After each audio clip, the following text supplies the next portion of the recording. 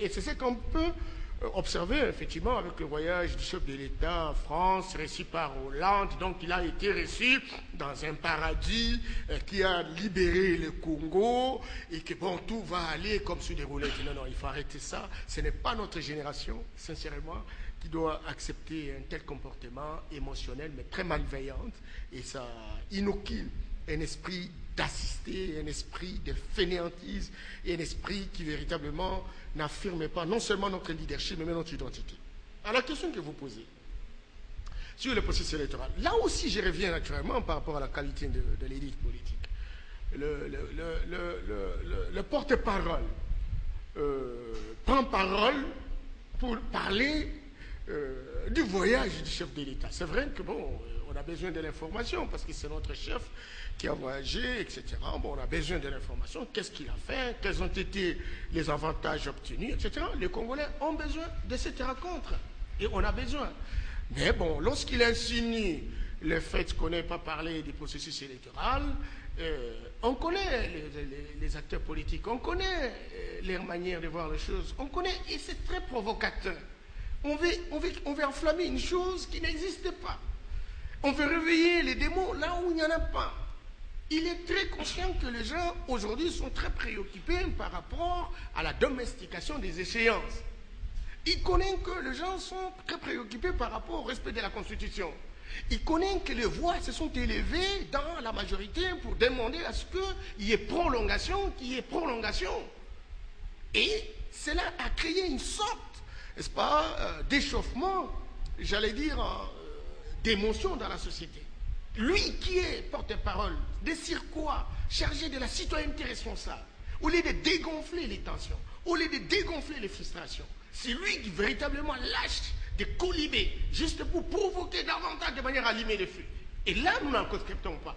On ne peut pas jouer le rôle de porte-parole de tout un gouvernement en voulant véritablement séparer les Congolais.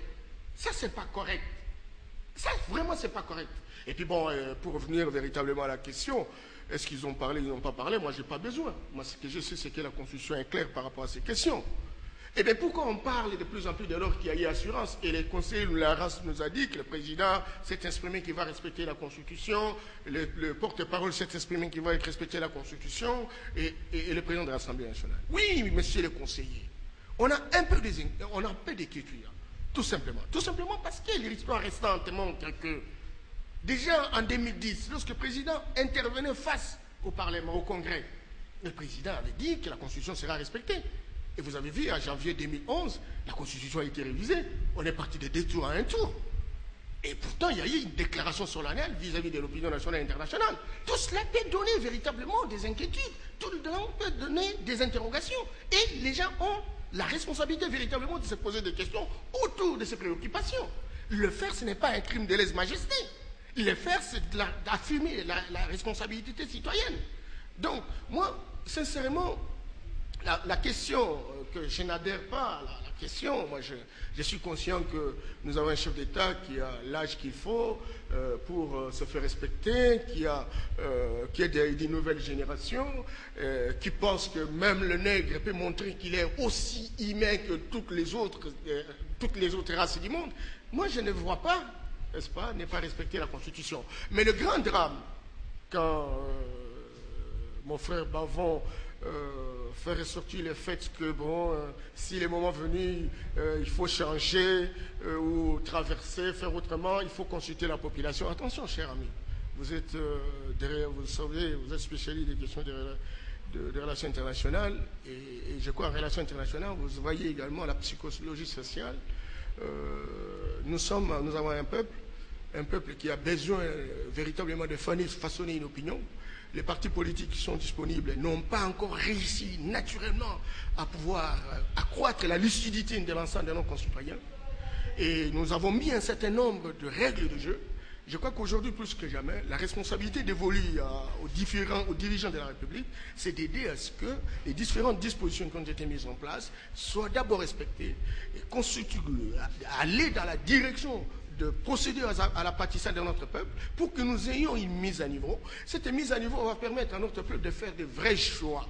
Aujourd'hui, consulter le peuple comme les amis de la majorité. J'entends certains de la majorité dire que voilà, même s'il faut demander un troisième mandat, on ne le ferait pas comme ça de manière hasardeuse, peut-être qu'on consulterait le peuple et ça fait partie des éléments de la Constitution, consultation, etc. Mais non, non, c'est pas correct, c'est ça. C'est vraiment pas correct. Lorsqu'on dit, bon, nous allons consulter, il y aurait un référendum. Et ce référendum doit intervenir dans les deux ans. Non, non, c'est pas correct. Moi, je pense que la meilleure façon, et moi je suis très heureux quand même que du côté du chef de l'État, une personnalité, des hommes de grande intelligence qui devront apporter la plus-value de leur intelligence dans la dynamique du changement de notre pays. Et cette dynamique ne se concrétiser qu'au travers du respect des règles du jeu, le respect de la réglementation mise en place. Et ce n'est pas en changeant la Constitution ou en consultant notre peuple que l'on sait qu'il est dans la résignation, que l'on sait qu'il est véritablement dans la naïveté. Aujourd'hui, même si il y a des Concluez, M. Mbayamba. Il y a des gens qui s'élèvent, encore que, vous savez, ce qui s'est passé en 2011 a beaucoup inquiété notre peuple. On peut manigancer même ces élections référendaires, etc. Et donc, nous nous disons que stabilisons. Et j'adhère là, ce que disait tout à l'heure le conseiller Kambila, stabilisons les choses. Maintenons ce qu'il y a à maintenir. Et voyons ce que ça va donner comme résultat. Et ce n'est pas parce qu'on est contre ou on est pour Kabila, mais on se dit, mais en fait, nous avons pondu des règles de jeu. Expérimentons ce que ça peut donner. Ça, c'est un problème de construire une dignité autour de ce que nous représentons en tant que classe politique, autour de ce que nous représentons en tant qu'être humain. Merci. Dans les engagements que nous prenons. D'accord. Vous allez réagir, vous aurez la parole. Nous allons maintenant faire le dernier tour de table. Ouais. Monsieur Kambila, vous allez résumer votre pensée pour ce soir. À travers cette... je crois que je ne vais pas résumer ma pensée, mais je veux plutôt réagir. Je vous en prie. Par rapport à ce que je viens d'entendre. Puis à la fin, vous lorsqu'on dit que, lorsqu'on fait allusion à ce que le porte-parole a dit, est-ce que le porte-parole a répondu à un autre journaliste que la journaliste française sur la chaîne dont je ne veux pas citer le nom? Si c'est que cette réponse-là, je ne vois vraiment pas une seule phrase de triomphalisme là-dedans. Elle a répondu à un journaliste français pour lui dire que les choses de la République démocratique du Congo ne viennent pas se discuter en France. Et ça, je crois qu'il a eu raison de le dire. Et il a bien dit. Pour ce qui est de la révision ou pas de la Constitution, là, je réponds à mon frère Yamba. Vous voyez, si vous voulez que nous ayons un même langage, ayons un même langage de sérénité. C'est-à-dire que nous avons une constitution, respectons-la. Vous ne pouvez pas nous dire respectez la constitution, sauf un tel article. Dès que vous dites ça, vous ouvrez la boîte en Pandore. La constitution doit se respecter de l'article 1 au dernier. Tous les articles. La constitution n'interdit pas qu'on aille interroger le peuple, comme il a dit. Mais on interroge le peuple lorsque l'on sent qu'il y a déjà un besoin et que la réponse sera positive. Vous voyez-vous, une république sérieuse, un président de la République sérieux, un gouvernement sérieux, amener un président de la République à un référendum pour qu'il aille recevoir une baffe? Non. Donc, tranquillisez-vous. La majorité présidentielle a été très claire. Nous respectons la Constitution de l'article 1er à l'article 2. Ne commencez pas un langage du style « on respecte toute la Constitution, sauf l'article qui parle des possibilités de réviser la Constitution et notamment du référendum ». Non, parce que vous ne pouvez pas, personne ne peut dire qu'il respecte la Constitution, deux, qu'il est démocrate, en disant je suis de ceux qui vont dire non lorsque quelqu'un voudra aller interroger le peuple. Non. Le référendum, c'est la loi de la loi. Personne ne peut toucher à ça. Personne. C'est même au-dessus de la Constitution, si j'ose. Le référendum. À moins que la Constitution elle-même ait dit que le référendum est interdit. Le référendum, il n'est pas interdit. Et d'ailleurs, aujourd'hui, on n'en est pas là. C'est là où j'étais d'accord avec vous au départ. On n'en est pas là. On ne va quand même pas faire une république d'élection perpétuelle, de campagne électorale perpétuelle.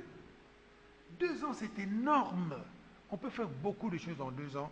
Laissez-nous et vous travaillons, et nous verrons. Lorsque nous arriverons dans une période raisonnable, les uns et les autres auront étudié la chose et pourront réagir. Bien. Les élites politiques s'arrêtent parfois aux accessoires. Mais là, je suis d'accord avec Yamba Yamba. Je suis d'accord. Parce que Kerry, quand il vient ici, sincèrement, entre nous, vous pensez vraiment que Kerry va se déplacer? Kerry, c'est-à-dire le secrétaire d'État américain, responsable des affaires étrangères, il va quitter Washington jusqu'à Kinshasa, juste pour dire au président congolais, écoutez mon ami, à telle date vous devriez partir, comme ça, alors qu'il n'y a rien dans le pays, tout fonctionne quasi normalement. Non, Kerry est venu au Congo pour une raison précise. Et lorsque vous regardez la date à laquelle il est venu, et qui d'autre était sur le continent, et qui est arrivé avant lui, vous comprendrez facilement. Kerry est venu ici chez nous dans l'intérêt des Américains. Les Américains, ils ont des soucis avec l'Afrique. Pas de soucis de tranquillité, de paix comme ça. Oui, bien sûr, mais c'est secondaire. C'est accessoire, comme dirait Yamba Yamba. Mais M. Kabila, pourquoi ici, chaque fois ça semble vous gêner que l'on ait mentionné que dans leur entretien, ils ont parlé aussi... Parce que c'est faux. En aucun moment, ils ont abordé la question du processus électoral. C'est ce que vous voulez nous dire? Non, c'est pas ça. Je n'ai pas dit ça. Oui. Que Kerry dise, Monsieur le Président, je suis au courant que chez vous, il y a beaucoup d'agitation à propos de votre constitution. J'espère que vous allez régler ça démocratiquement. Ça, c'est la diplomatie normale, les gens parlent. Mais il ne viendra pas dans son agenda, là, point numéro 1, X, point numéro 2, X, point numéro 3, Constitution de la République démocratique du Congo. C'est pas ça son souci. Le souci des Américains ici, c'est qu'est-ce que vous êtes en train de faire avec la Chine? Pour être clairement, qu'est-ce que vous êtes en train de faire avec l'Inde? Quels sont les efforts que vous faites pour que votre niveau d'enseignement augmente, pour que nous puissions bien collaborer avec vous, bien coopérer? C'est ça les véritables... Concluez, M. Kabila. C'est pour ça que je disais tout à l'heure, et je reviens encore, je m'excuse, les médias congolais, vous êtes nos partenaires.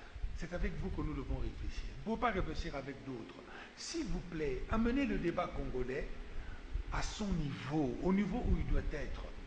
Nous avons des choses importantes à discuter.